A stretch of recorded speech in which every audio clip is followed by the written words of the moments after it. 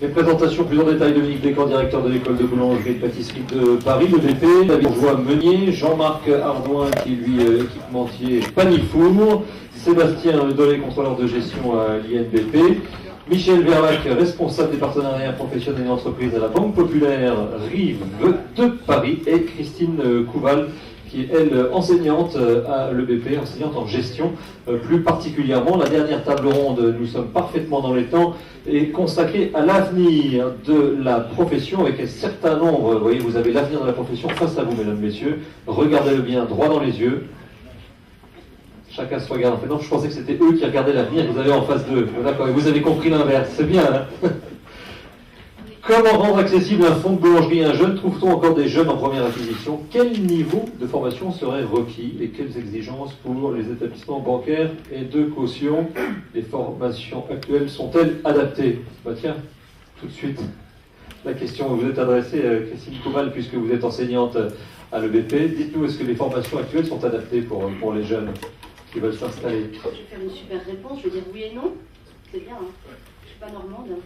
On a parlé tout à l'heure du CAP, qui est la formation effectivement initiale de nos jeunes. Il a été dit tout à l'heure, et je suis vraiment tout à fait d'accord là-dessus, sur le fait que quand on est en CAP, on est extrêmement jeune. On redouble peu maintenant au collège, donc ce sont des jeunes qui sortent de collège, qui ont 16 ans.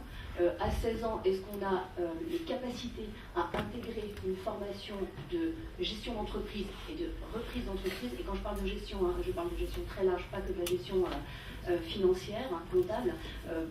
Je pense que je n'ai même pas besoin de donner la réponse. Les jeunes sont jeunes, est-ce qu'on est entrepreneur à 16 ans? Certains le sont, hein, mais peut-être pas encore en devenir, on va dire. Peu, hein, parce qu'on ne va pas faire de débat sur les générations Y bon, à 16 ans. Vous seriez étonné. Oui. En revanche... Je n'ai pas les bons à la maison, alors. Moi non plus. En revanche, il y a d'autres formations que le CAP qui, là, c'est le côté oui de tout à l'heure, répond plus particulièrement à la problématique de la gestion d'entreprise et de la reprise de fonds de commerce. Enfin, reprise d'entreprise en tout cas. Il y a le bac pro, il y a le BP, il y a le BTM qui ont un référentiel au niveau de gestion, et là vraiment avec les 4 pôles dont on a parlé tout à l'heure, donc je rebondis dessus, la gestion commerciale, la gestion financière, la gestion technique et la gestion du personnel, qui est ambitieuse, mais qui reste théorique, évidemment. On ne peut pas faire des miracles avec un référentiel quand même aussi ambitieux. Et donc la formation est différente. Et la formation évolue. Et ça, c'est très important. C'était vraiment la chose que je voulais dire aujourd'hui, c'est que cette formation évolue. C'est-à-dire que l'évaluation évolue, c'est-à-dire qu'on a de plus en plus d'évaluations sur dossier. On demande à nos jeunes d'observer ce qui se passe en entreprise et de se projeter dans l'avenir. Alors, ils n'auront évidemment pas toutes les réponses, mais en tout cas, ils se seront posés des questions. Voilà, ça, je pense que c'est très important. Le jour où ils seront face à la problématique, je veux reprendre une entreprise, ils se seront posés des questions. Ils n'auront pas eu toutes les réponses, hein, ça c'est clair, mais ils se seront posés des questions. Ça c'est la première chose. On leur demande d'observer ce qu'ils vivent en entreprise, puisque moi je ne suis en formation que l'apprentissage. Ça c'est la première chose. Et la deuxième chose, l'éducation nationale, puisque j'ai cité plusieurs diplômes de l'éducation nationale, évolue et met en pratique des examens qui sont maintenant de plus en plus appliqués. Le BP a été rénové, ce sera la première session cette année avec le nouveau référentiel. J'ai eu le sujet 0 de gestion et d'économie la semaine dernière, et c'est vraiment, le sujet c'est je voudrais participer à un marché 2 fois par semaine, je suis boulanger-pâtissier, hein, je voudrais participer à un marché 2 fois par semaine. Est-ce que ça va être rentable? Est-ce que ça va être rentable au niveau financier, donc avec l'intervention des charges fixes, des charges variables, etc. Et du coup, c'est vraiment l'application. J'ai trouvé que le sujet était très intéressant, le référentiel avait évolué et l'évaluation également. Donc, ça change. Donc vous parliez sous le contrôle de Dominique Descamps, qui est votre directeur à l'EBP, qui visiblement est tout à fait satisfait des propos qu'il a entendus. L'EBP, c'est 250 apprentis et 150 adultes en formation continue.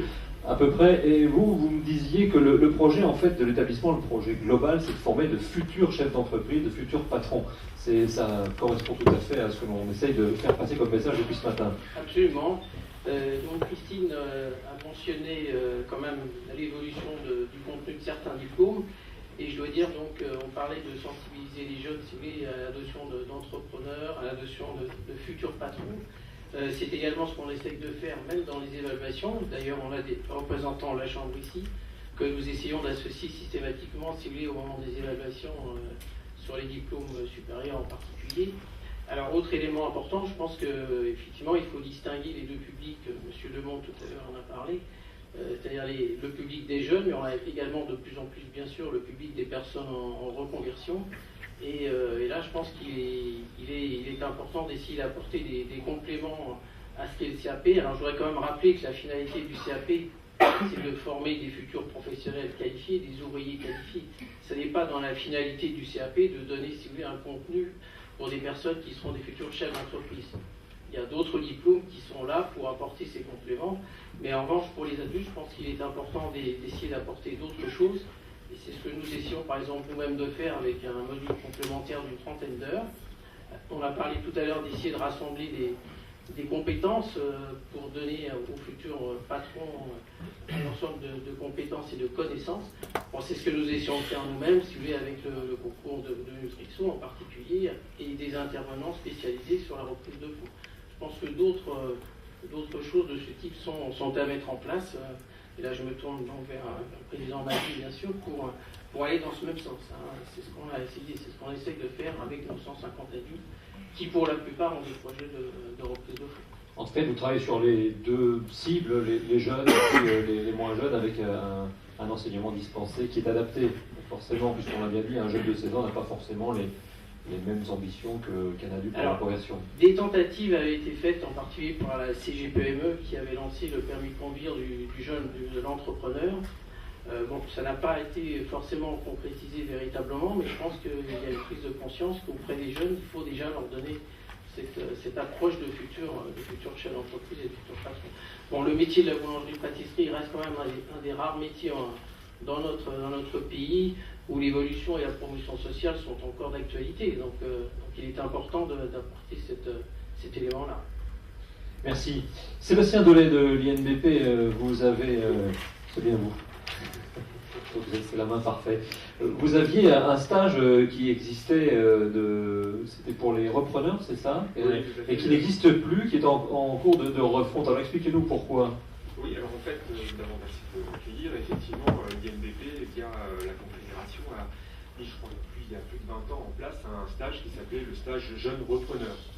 Et donc ce stage jeune repreneur, juste pour vous rappeler, parce que je pense qu'il doit être quand même un petit peu connu dans l'Assemblée, visait à rassembler les primo-accédants pour leur permettre, donc avant de faire le grand pas, le grand saut, donc d'aller vers l'installation, de rencontrer des professionnels donc, de la reprise en boulangerie-pâtisserie, parce que c'était vraiment un stage de 5 jours vraiment centré sur la reprise, où ils rencontraient un expert comptable, un avocat, des professionnels qui allaient leur parler de la problématique de l'installation en boulangerie-pâtisserie, et en gros, ils leur donnaient toutes les informations pour ne pas faire, comment dirais-je, le mauvais choix, ou en tout cas d'avoir vraiment un avis avisé avant de signer le compromis. Hein. J'ai vu beaucoup de personnes, des hommes de loi, à expliquer l'importance du compromis. L'idée c'était ça, c'était qu'à la fin on arrivait au compromis, justement on avait bien pensé à être précautionneux et à avoir bien choisi les bons interlocuteurs et avoir cherché les bonnes informations. Alors évidemment, effectivement, ce stage, je vous ai pas dit qu'il avait disparu. Il était en refonte. C'est important, hein, c'est important, bien. Donc, la langue française dispose d'un certain nombre de mots. À travers donc, notre directeur, Jean-François Astier, c'est vrai que la problématique de la reprise et de la gestion, c'est quelque chose de fondamental dans notre stratégie. C'est-à-dire qu'en fait, nous, on s'aperçoit qu'au fil du temps, les professionnels nous disent très bien, vous faites des beaux produits, c'est super, merci, mais ce qu'on veut, c'est du concret, c'est-à-dire nous aider à mieux organiser notre production, à gagner du temps, etc. Et donc dans cette logique-là, c'est vrai que le stage donc jeune repreneur, on est en train de le faire évoluer.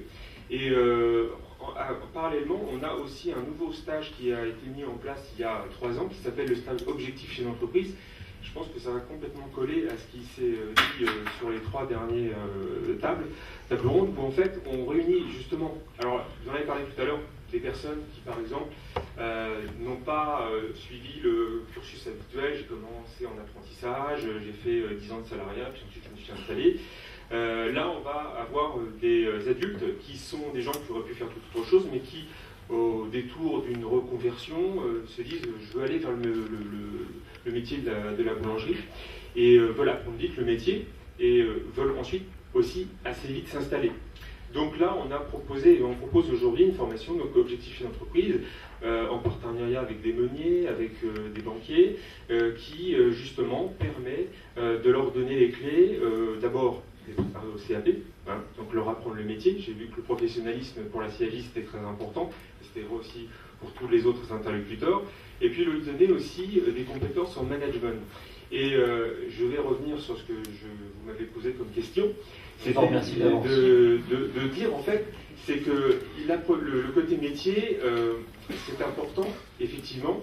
Je vais peut-être choquer, mais quand même, ici, il y a des institutions qui font bien leur métier et qui, comment dirais-je, forment de bons professionnels. En plus, on a quand même des fédérations qui veillent au grain, et donc il y a un niveau de formation quand même dans ce métier-là qui est pas négligeable, d'accord. Par contre, c'est vrai qu'en management, et notamment en management de vente, en management gestion, et là on a eu des comptables pour expliquer, c'est vrai que là, il y avait peut-être quelques lacunes. Et donc, en fait, aujourd'hui, nous, c'est chercher par tout moyen, et par le stage Objectif chef d'entreprise, par le stage Jeune Repreneur qu'on est en train de rénover, et malheureusement, c'est pour des détails techniques et financiers, mais aujourd'hui, le financement n'est plus aussi facile qu'il l'a été, hein, et qu'aujourd'hui, il faut remonter un dossier pour pouvoir obtenir le financement auprès des financeurs. Vous allez vous fâcher avec votre voisin, avec les intervenants de la table ronde numéro 2, qui nous ont dit tout le contraire tout à l'heure. Trouver des jeunes à potentiel, c'est aussi un des axes de développement de M. Bourgeois, je crois, des moulins Bourgeois. Bon, on a bien compris qu'il y avait des formations qui se montaient, qu'il fallait de temps en temps les refondre, les adapter, mais ça aussi, c'est un peu votre dada, c'est de dénicher des jeunes à potentiel pour les installer. Présentez-nous d'abord en 2 mots le moulin Bourgeois. C'est un moulin familial, c'est ça? Oui, on est un moulin familial en Île-de-France, donc on a une particularité, c'est qu'on fait que de la boulangerie artisanale, donc on est d'autant plus motivé et concerné par l'installation en boulangerie. Hein, c'est une préoccupation quotidienne chez nous, c'est comme ça qu'on fait des nouveaux clients, qu'on renouvelle notre clientèle. Donc on est à l'affût en permanence d'acquéreurs. Hein, donc ça commence par la première installation.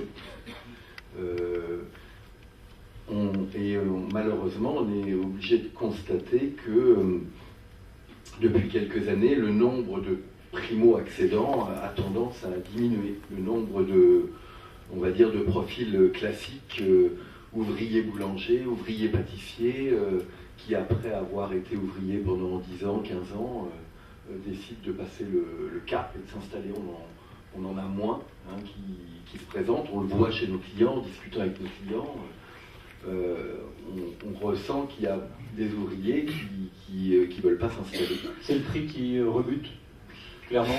Non, c'est pas forcément le prix, c'est un ensemble de choses. C'est un ensemble, c'est l'apport, c'est le conjoint qui n'est pas forcément motivé, c'est bon. Donc, alors, il faut, une fois qu'on a fait ce constat-là, il faut essayer de trouver quand même des solutions. Alors, je dis quand même que heureusement qu'il y a un peu les reconvertis professionnels. C'est vrai qu'il y a ce nouveau terreau, on va dire, de projets d'installation chez les reconvertis. Mais il ne faut pas négliger vraiment les ouvriers qui veulent s'installer, etc.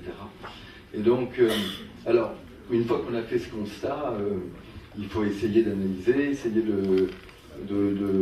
d'apporter des solutions. Bon. C'est vrai que quand on en discutait, on entendait tout à l'heure dans les précédentes tables rondes l'apport qu'il faut pour s'installer. Quand on parlait de 30%, enfin 20% plus les frais, c'est sûr qu'un primo-accédant sur une affaire en région parisienne, quand on a vu tout à l'heure avec les slides que le prix moyen des fonds de commerce sont quand même élevés, donc des affaires de première installation, on en trouve, des petits chiffres d'affaires, il y en a quand même de moins en moins, donc c'est vrai qu'avec 30%, c'est compliqué. Donc, moi, le sujet que je voulais évoquer, parce que c'était une des solutions pour pouvoir continuer à réinstaller des jeunes sans trop d'apport, motivés quand même pour l'installation, ça serait essayer de retrouver des gérances libres, comme il existait peut-être dans les années 70-80. Donc retrouver des propriétaires de fonds de commerce qui seraient partants pour confier en gérance libre leur affaire à un couple. Alors bien évidemment, il y a un risque important pour le propriétaire du fonds, parce qu'il confie quand même son bien. Bon, mais là, c'est à lui aussi de savoir le sélectionner. On est là aussi, nous, pour l'aider. Et ça permet à un jeune couple, pendant 2 ans, de se constituer un apport et ensuite de rentrer dans le circuit et d'acheter un fonds de commerce. Et ça, des gérances libres, aujourd'hui, il y en a de moins en moins sur le marché. Et c'était quand même un très très bon moyen pour installer des jeunes couples sans trop d'apport. Voilà. Et on aimerait que des boulangers, l'avantage de mettre en gérance libre, c'est qu'on touche déjà une rémunération importante, parce que c'est autour de 10% quand même du chiffre d'affaires, c'est pas rien. Et puis ça permet éventuellement, avec cette rémunération, de partir un peu plus tôt à la retraite, par exemple. Voilà, enfin, chaque cas très particulier. Ça serait quand même un bon moyen d'essayer de relancer les gérances libres. Il y a également, alors après, les gérances peut-être appointées, alors là pour les multi-boutiques aussi, les boulangers qui ont plusieurs boutiques, pouvoir confier à un couple une affaire, où là, bon, avec un salaire quand même conséquent qui leur permet de éventuellement se faire un apport. Mais voilà, c'était un des sujets que je voulais aborder.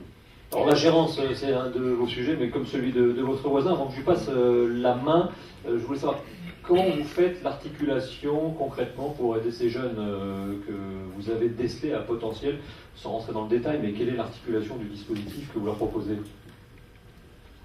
Oui, une fois qu'on a repéré un jeune. Une fois qu'on a repéré un jeune, comme je vous disais, on les cherche et dès qu'on repère un jeune couple bien, je peux vous dire qu'on l'entoure. Alors, nous, on n'est pas là pour leur trouver forcément un fonds de commerce. Il y a des cabinets qui sont là, donc on travaille avec plusieurs cabinets, etc. Il y en a qui sont... tout le monde s'occupe de primo-installants, mais donc souvent ce sont des cabinets qui leur trouvent une affaire. Et mais on est là pour les assister, les conseiller, à côté du cabinet, pour donner des conseils. Voilà. Nous, c'est vrai que ne faisant que de la boulangerie artisanale, on est vraiment spécialisé, on connaît bien les affaires. Jean-Marc Ardouin, Panifour, donc équipementier pour les distributeurs en France, qu'on ne présente plus. Vous me disiez, alors je ne sais pas si vous êtes d'accord, mais je crois que c'est ce que vous me disiez, c'est que l'avenir du métier passe par l'avenir de devenir patron, et c'est le message que devraient passer les organismes de formation aux jeunes. Vous êtes convaincu par ça? Convaincu que la seule progression sociale pour un ouvrier boulanger ou un ouvrier pâtissier, c'est de devenir patron. Je ne vois pas quel est votre avenir, cadre, machin. Pour moi, il va finir dans un grand groupe avec un salaire figé. Patron, c'est quand vous regardez tous les jeunes qui ont 30 ans et qui sont devenus patrons, ce sont des gens heureux, même s'ils ont des soucis. On va dire, de toute façon, aujourd'hui, les patrons, ils n'ont que des soucis. Ils ont un résultat, quand même. D'accord. Non, mais je crois que faut être clair sur ce sujet. L'avenir des jeunes passe par l'installation. Et vous le regardez dans les âges de sortie tout à l'heure, s'ils sortent, c'est pas pour devenir patron, ils sortent parce que pour aller dans d'autres métiers. C'est parce qu'on les a peut-être pas poussés à s'installer. Moi, j'ai 2 filles, elles sont boulangères, mais je ne l'ai pas voulu, et ils sont très heureux. Et les gens aussi. Et pour répondre à la question posée sur cette dernière table ronde, comment rendre accessible un fonds de boulangerie à un jeune, puisqu'on est là évidemment pour mettre le pied à l'étrier, on parle de l'avenir de la profession, donc ce sont les jeunes qui sont les principaux concernés. S'il n'est pas issu de la filière patronale, parce que c'est clair que les 3/4 des jeunes qui s'installent aujourd'hui sortent du giron familial avec une petite dot, on va dire, pour faire l'installation, c'est ce qu'on entendait parler tout à l'heure. vous n'avez pas le choix, c'est le sujet de David, c'est la gérance, c'est d'y aller à fond. Alors, j'ai entendu tout à l'heure M. Huret dire j'ai mis 50 000 dans la poubelle. Je ne suis pas convaincu de ça. Je suis convaincu qu'il y a des règles en termes de gérance. Si on le suit, on gagne de l'argent quand on est gérant. Et cet argent, il faut l'épargner pour pouvoir acheter la première place. Ça passe par ces 3-4 années qu'il faut se sacrifier. On donne beaucoup, mais on reçoit, je dirais, intégralement l'argent qui reste, puisque la redevance est du niveau de 10%. Et c'est vrai qu'on ne trouve pas de bonne gérance. Par rapport à votre voisin, vous, qui propose sa farine à ses poulains, on va dire, à ces petits couples qui le couvent, vous, ce sont des solutions matérielles que vous leur trouvez, et pas forcément... Pas de solution matérielle. Quand on a un client qui est de ce niveau et qui veut rentrer dans le métier et qui cherche une gérance qui a 5-10 000, on essaye de le marier suivant ses accointances farine avec un panier pour qu'on puisse installer, pas autre chose.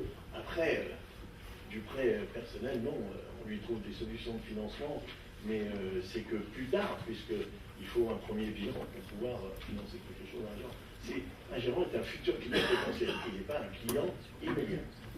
Ça, c'est clair. Merci. Michel Berlac, Banque Populaire, Rive de Paris, vous êtes le banquier poilant. Tout à l'heure, il a été dit que finalement vous étiez frileux. Alors j'aimerais qu'on sache, en fonction de la BRED, de la Rive de Paris, finalement en fonction du... Non, je plaisante. Non, mais vous savez, on peut répondre. Si en moyenne, on fait à peu près 80% d'un dossier, oui, la publicité. Je vais revenir plus sérieusement. Mais l'innovation, ce que vous dites tout à l'heure m'a un petit peu interpellé. Un petit flashback. On a, je crois, Jacques Giron dans une table ronde précédente qui parlait des interventions que nous avons au système de contre-garantie, SOCAMA, avec le Fonds européen. Ça veut dire quoi? Ça veut dire concrètement, les SOCAMA ont été capables d'aller négocier, je pense que c'est en 2006, hein, je crois, je sais plus, c'est 2005-2006, avec la communauté européenne, pour leur dire, écoutez, on va tâcher et on va prendre un risque un tout petit peu plus supplémentaire, un peu au-dessus de ce qu'on a l'habitude de prendre, et en particulier en reprise d'entreprise. Et aidez-nous à le prendre, prenez la moitié du risque. Donc ça veut dire quoi? Ça veut dire que quand les SOCAMA cautionnent les banques populaires pour des engagements pris, et en particulier en reprise d'entreprise, pour des jeunes, ou bien un petit peu moins jeunes chez l'entreprise, la moitié du risque est pris au deuxième niveau par le Fonds européen. On a dupliqué ça depuis l'été dernier en innovation, où là c'est le groupe Banque Populaire lui-même qui a passé un contrat avec la communauté européenne pour avoir une contrepartie, un appui pour prendre 50% du risque en cas de catastrophe. Les sommes ne sont pas neutres, hein, puisque les banques populaires, c'est peu ou prou 1 milliard d'euros chaque année sur ces sujets-là, et sur l'innovation, on espère bien pouvoir rajouter 800 à 900 millions d'euros de plus. Alors maintenant, la frilosité, derrière votre question, c'est où est-ce qu'on est, comment est-ce qu'on peut accompagner, comment est-ce qu'on peut accompagner surtout les jeunes. Il n'y a pas, à mon avis, il n'y a pas l'épaisseur d'une feuille de papier entre vos exigences à vous, professionnelles, et les nôtres, hein, quelque part.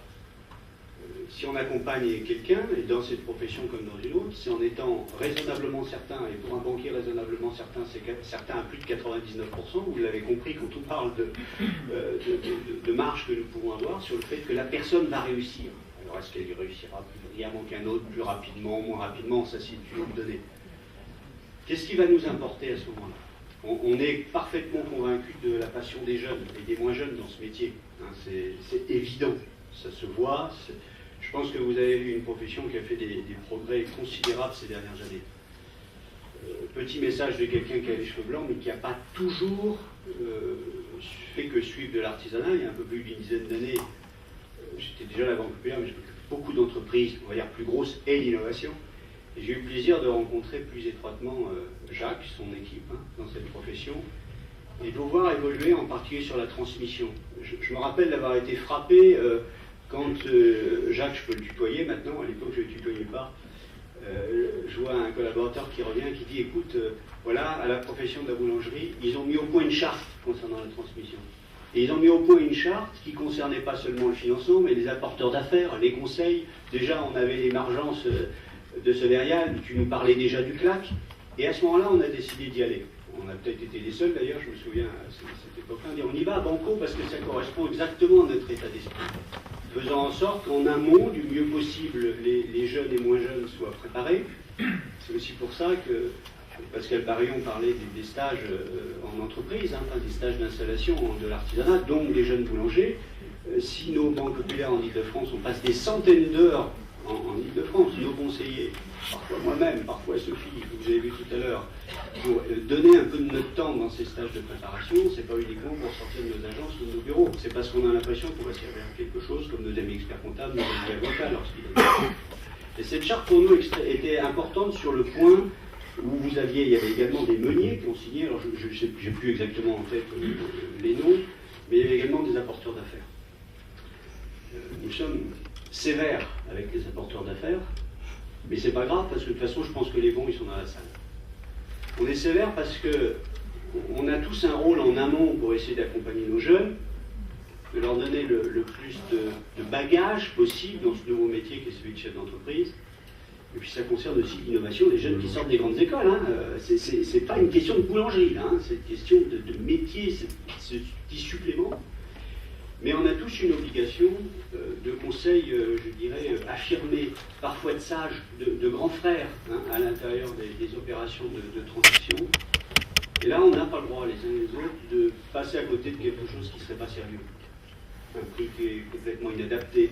J'ai bien aimé tout à l'heure, je crois que c'est monsieur, je sais plus, c'est monsieur Witz qui parlait de, quand vous alliez autour des mairies, non, ou quelqu'un d'autre, je sais pas, vous avez parlé de tableau de bord, de compte d'exploitation. Voilà, allez voir qu'est-ce qui se passe dans une ville quand il va y avoir des travaux.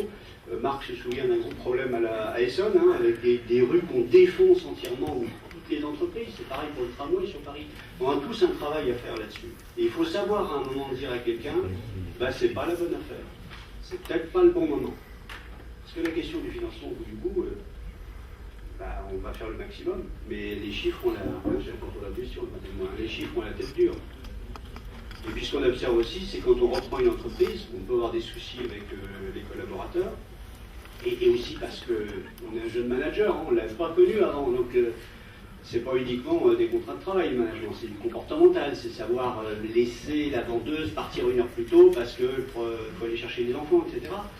Et cet environnement-là, il faut qu'on y participe tous en tant que professionnels. Après, financièrement, on arrivera à trouver des solutions. L'avenir de la profession, il passe, on a bien compris, par un certain nombre d'acquis, de formation, de management, sur des sujets qui ont été évoqués depuis le début, mais ça passe aussi par du comportemental. Alors vous l'avez dit sur la gestion du personnel, mais aussi peut-être poser des questions un peu plus directes aux jeunes pour savoir comment il va ouvrir, s'il veut changer le jour de fermeture. Enfin, c'est d'aller un peu plus loin. Absolument. Moi, j'habite une grande ville de la couronne parisienne. Il y a une quinzaine d'années, elle s'est dotée d'un aménageur de centre-ville. Et son premier travail, c'était d'essayer de faire comprendre aux commerçants que quand vous avez un boulanger et puis un épicier qui était juste en face, qui ne ferme pas aux 2 heures le soir, ça crée des problèmes pour le chiffre d'affaires. Donc là-dessus, on sait bien que les boulangers sont des éléments importants pour la vie de nos villes. Vous avez parlé de gérance. Vous avez raison, et ça peut être une solution comme les gérances, location-gérance très bien préparées, c'est-à-dire avec un prix de cession qui est défini et qui peut réellement servir de motivation. Faut pas, quand on fait une location-gérance, il ne faut pas discuter le prix 2 fois, en l'entrée et à la sortie, parce que sinon on a tout faux. Ça peut être aussi un vrai bon moyen dans nos petites communes.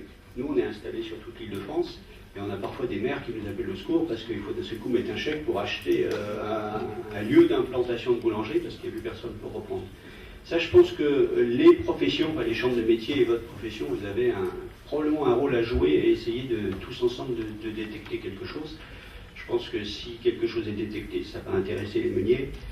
Et moi, ce que je voudrais dire aussi aux meuniers qui ont un rôle à jouer aussi dans le financement, c'est de faire ce que vous avez dit tout à l'heure, c'est-à-dire de nous le dire et d'être clair. Nous, on sait très bien travailler avec toutes les structures de prêt d'honneur auxquelles on participe couramment, que ce soit les réseaux Initiative France ou Réseau Entreprendre. Il y a des prêts d'honneur qui sont faits pour des installations de jeunes, plus avec Initiative France qu'avec le Réseau Entreprendre, peut-être pas assez. Mais l'intérêt, le regard du meunier, c'est un peu comme dans l'automobile, les garagistes, pour les pétroliers, c'est que vous êtes à l'intérieur, vous savez ce qu'il y a, et que si on fait une erreur ensemble, on va tous se planter.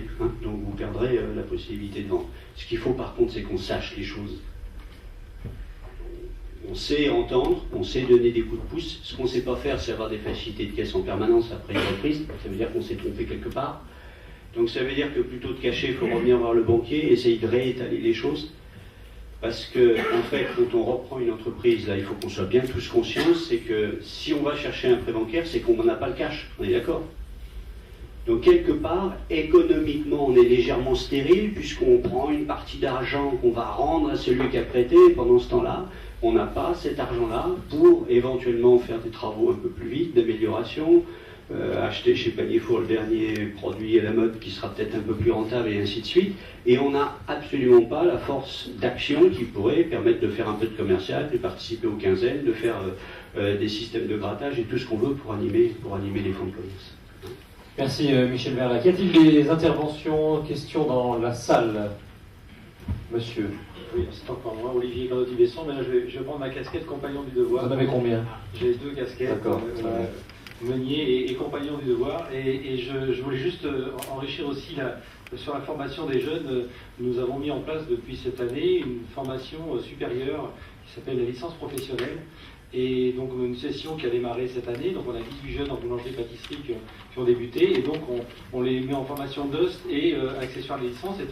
C'est une licence art et métier, production art et métier de bouche, pardon. Et donc voilà, et donc on essaie d'amener les jeunes au maximum de leurs possibilités et on leur donne un maximum d'armes pour pouvoir se battre sur le marché de l'emploi et de la création d'entreprises. Donc cette licence existe et elle est en train de fonctionner et donc qu'on le sache et que ça pourra se faire dans d'autres établissements. Voilà. Merci. Monsieur, maître. Je voudrais, en ce qui concerne la location en gérance, faire tout de même une distinction. Il y a des locations gérance pures qui n'ont aucun avenir et qui constituent en fait des produits financiers pour le propriétaire du fonds. Et j'ai l'exemple d'un jeune qui a pensé gagner sa vie, qui travaille 18 heures par jour pour payer sa redevance. Elle est à 8 000 € mensuels. On ne s'en sort pas. À la clé, il n'y a rien. Il n'y avait même pas d'ailleurs la promesse, puisqu'en fait, la deuxième option, c'est la location gérance avec l'option promesse. Et là, ça permet effectivement, en général pendant 2 ans, de constituer son apport.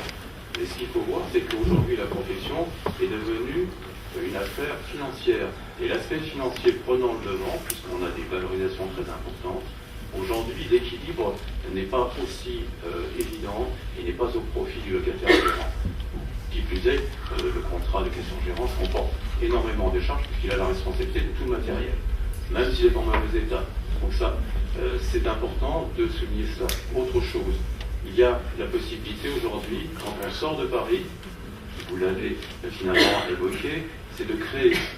On n'est pas obligé de racheter un fonds.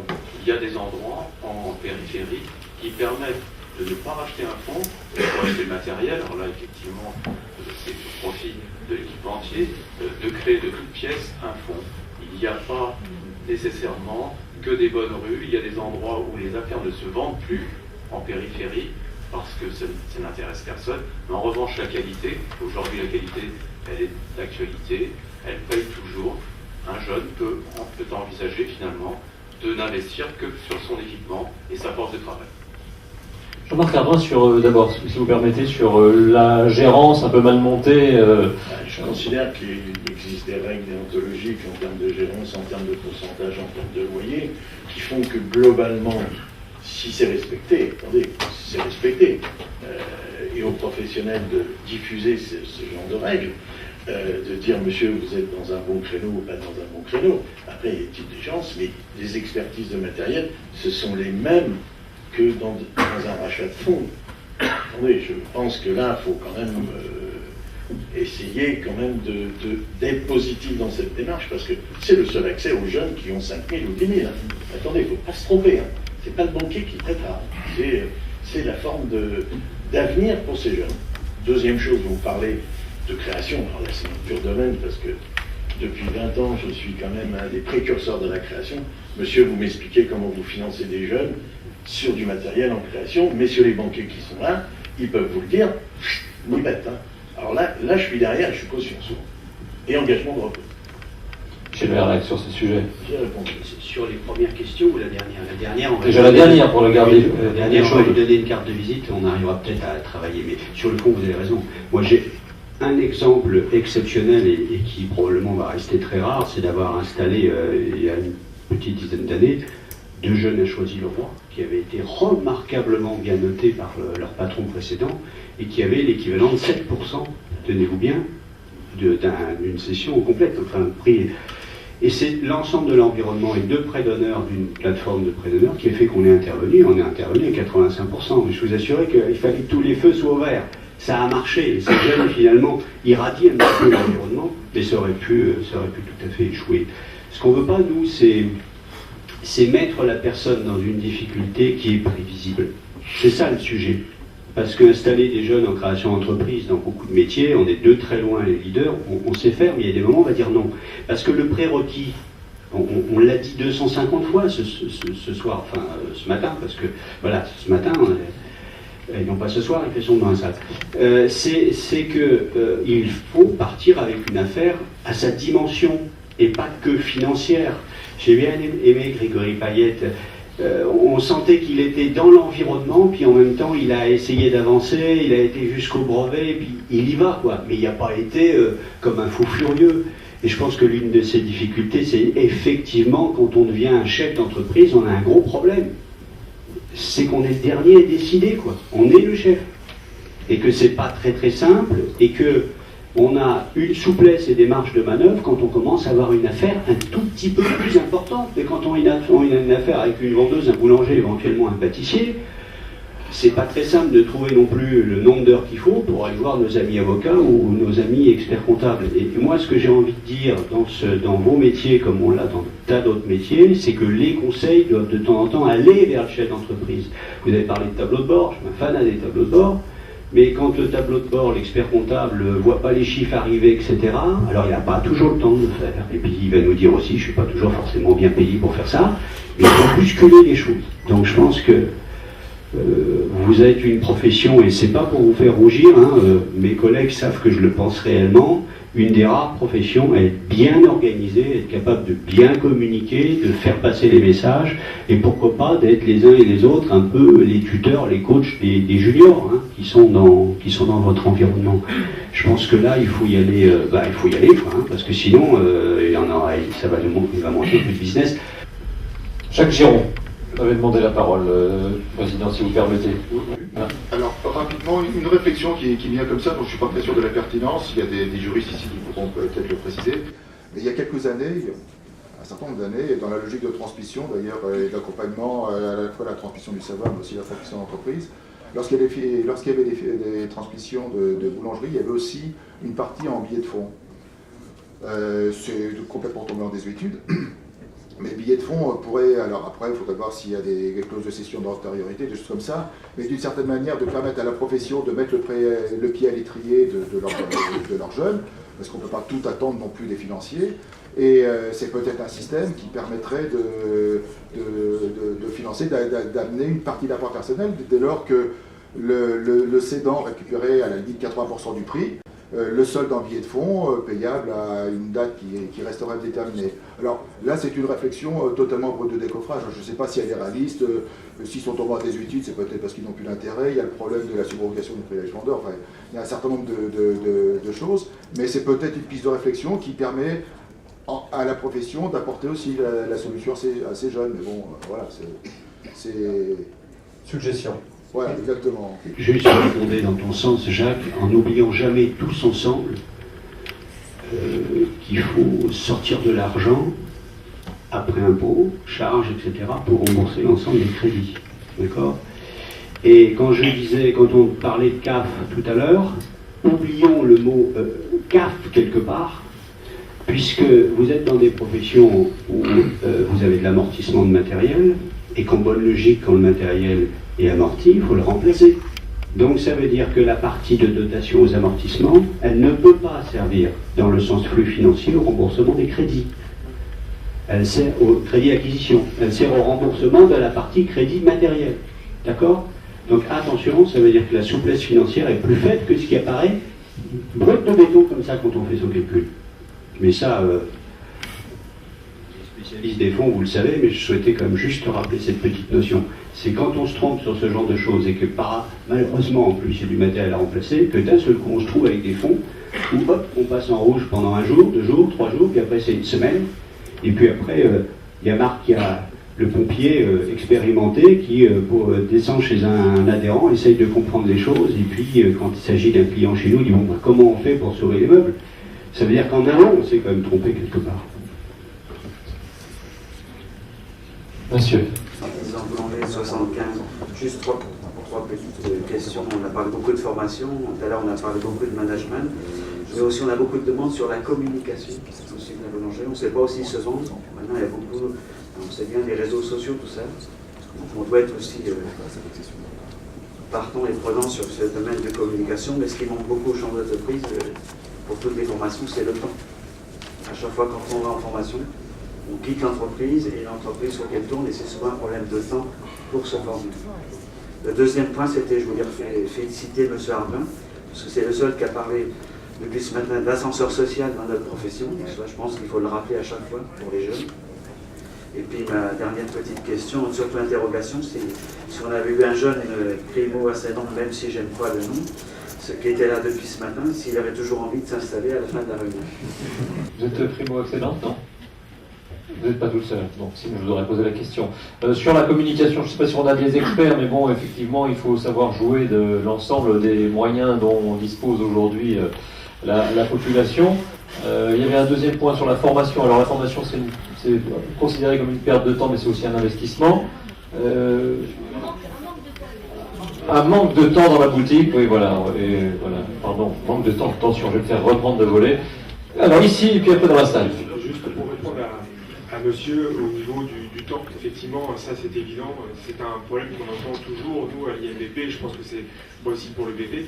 Par contre, il faut quand même se souvenir que depuis une dizaine d'années, il y a quand même la possibilité de faire intervenir des formateurs dans l'entreprise sans complètement désorganiser la production, et que je dirais que tous nos clients qui ont, comment dirais-je, un formateur qui vient, souvent c'est apprécié, et au final, ils se disent que le temps qui a été passé, c'était pas du temps perdu, ça c'est sûr, mais par contre, c'était pas du temps aussi compliqué à gérer par rapport au planning de tout le monde, et qu'en fait, ça avait même un effet de valorisation à la fois donc, du chef d'entreprise et du personnel. Donc ça, il faut juste peut-être le mettre aussi en valeur dans la problématique de la formation, parce que ça, c'est quelque chose que moi, particulièrement, je trouve souvent, pas le temps.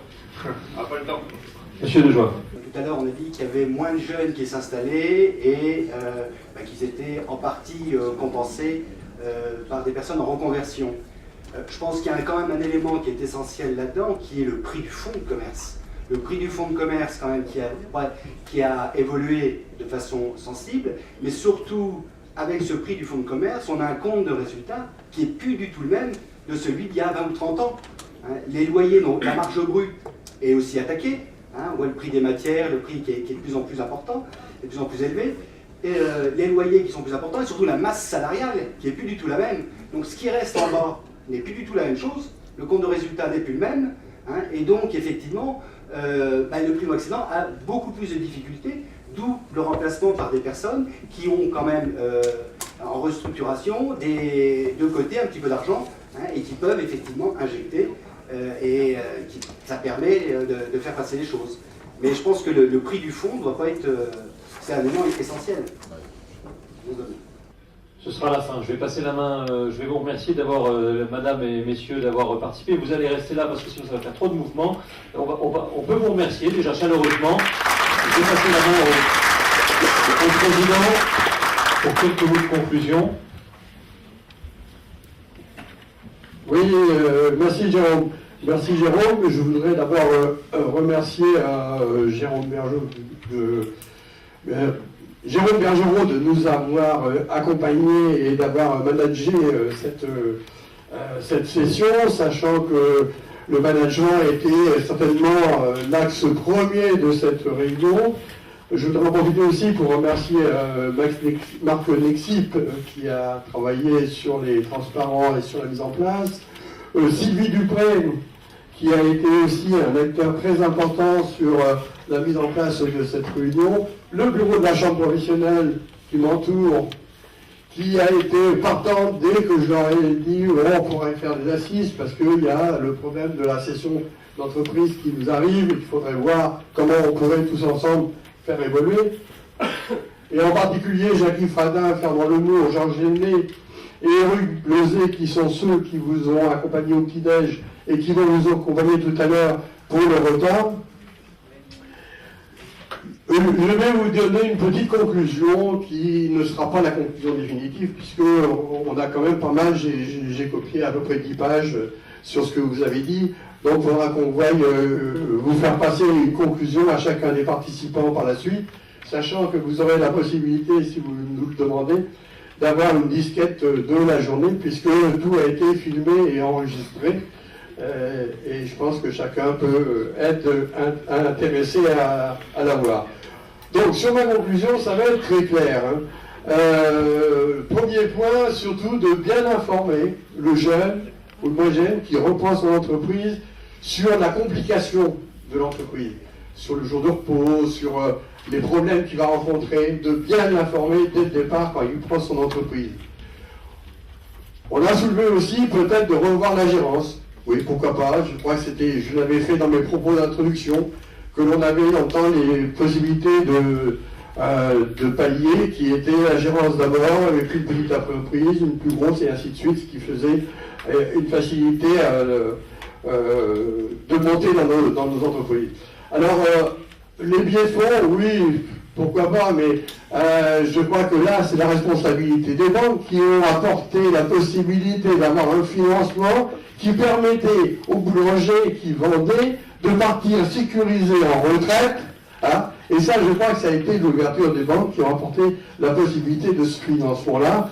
Et je crois que ça va être très difficile de revenir en arrière parce que, à moins qu'on est dans une transaction à son chef d'entreprise ou qu'il y ait un certain lien d'amitié qui fait qu'on est un peu sécurisé dans la transaction.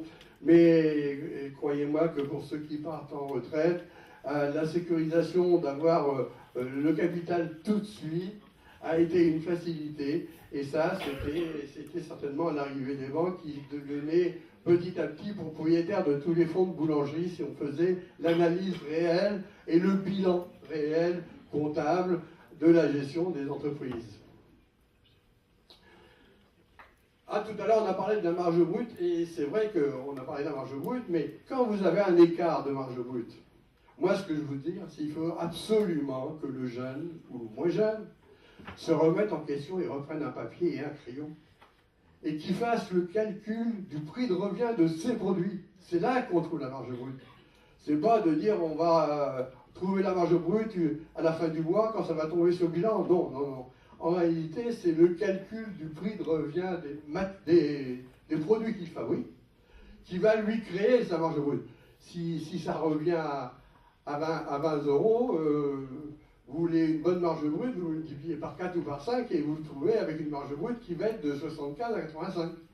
Et ça, c'est ce qui manque un petit peu. Et quand vous créez un produit, il faut que le jeune, enfin ou le moins jeune, et puis même les anciens reprennent leur papier et leur crayon et puis recalculent le prix de revient de tous leurs produits. Donc, j'ai ressorti aussi qu'il soit important d'avoir une formation pointue en école, en gestion et en pratique professionnelle. On a de superbes écoles. On a eu des intervenants ici qui sont d'école et qui sont directeurs d'école. Et croyez-moi, moi qui suis administrateur ou membre du conseil du perfectionnement de toutes les écoles de Paris, on a des écoles qui sont performantes et qui ont la capacité de pouvoir faire de la formation complémentaire pour avoir des gens performants en pratique professionnelle et en gestion.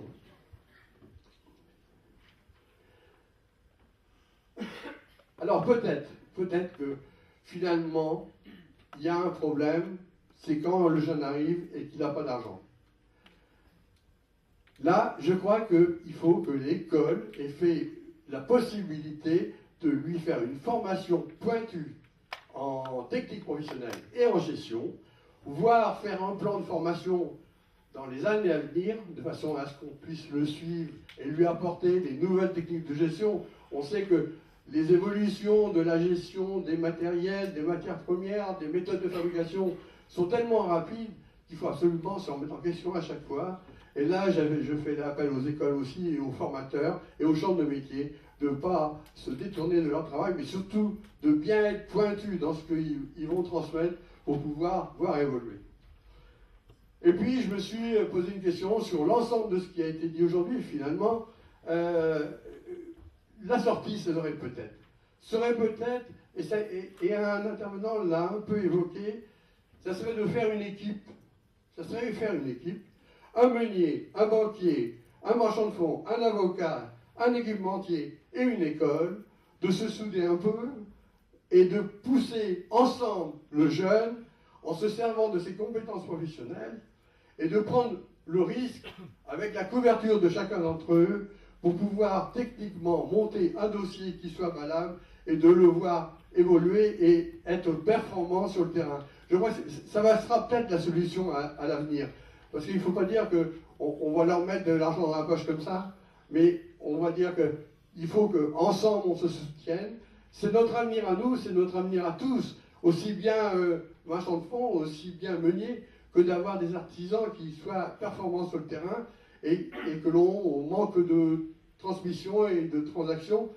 Je crois que là, c'est tous ensemble que l'on peut travailler pour pouvoir être la main dans la main et puis soutenir un jeune, le soutenir, lui proposer. Et je pense qu'avec les comptables, on peut aussi avoir un aspect et puis une approche de bilan, de lui conseiller.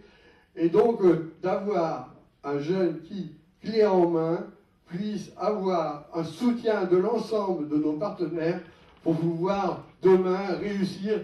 Et puis finalement, ça sera un client qui pourra être performant et vous acheter d'autres affaires, et puis vous demandez d'autres financements, et vous achetez de la farine, et vous achetez du matériel, sans problème si vous avez su le soutenir au moment où c'est qu'il fallait. Voilà, je vais remercier tous les membres des tables. Ils ont été assez exceptionnels. Je pense qu'on a fait vraiment le tour de la question. On a fait le tour de toutes les questions qui pouvaient être élaborées sur ce qu'on voulait rechercher. J'ai bien aimé M. Bruno Demonde qui m'a dit j'ai pris des leçons pour pouvoir rentrer dans mes formations. Et je pense que plusieurs d'entre vous ont appris des choses qui étaient quand même relativement pointues. C'était la recherche. La recherche, c'était aussi la convivialité, l'amitié aussi, puisque les tables que j'avais choisies étaient quand même avec un lien de la convivialité et de l'amitié, ce qui a permis d'avoir un débat qui a été relativement, disons, en langage jeune, très cool. Et puis je remercie aussi, tout simplement, et je crois que là, c'est la patience, et puis